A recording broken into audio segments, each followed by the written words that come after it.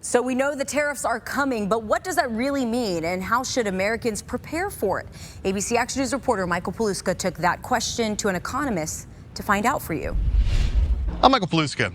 We've been hearing a lot in the news lately about this so-called trade war because of these tariffs. So we sat down with an expert to talk to him about what people can really expect from this so-called trade war, and we talked to people getting their reaction. Are we in the beginnings of a trade war, or are we leading into a potential trade war? In terms of a direct action, you could look at it in the case that he's fired the first shots in something that could result in a prolonged trade battle, something you might call a trade war. Dr. Chris Jones is an economics professor at USF, and with prices already high from inflation, he says Americans are used to budgeting for a crisis. Future changes in the economy, we will adjust our consumption if we think something that is going to impact our bottom line is on the way. President Donald Trump promised tariffs, and now they are here. But some wonder how far he is willing to go,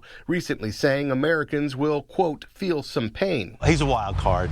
I have no idea where he's coming from at all. I'm thinking about the vehicles, GM. I work for a Chevy dealer in town, and Canadian tariffs might have a lot to do with what our vehicles cost. I think the cars will go up. And everybody's sales will make less money. Some people, like Kachatine Brister, want to watch it play out. I want to see what the tariffs do, how they respond, what are they going to do with their imports to our country.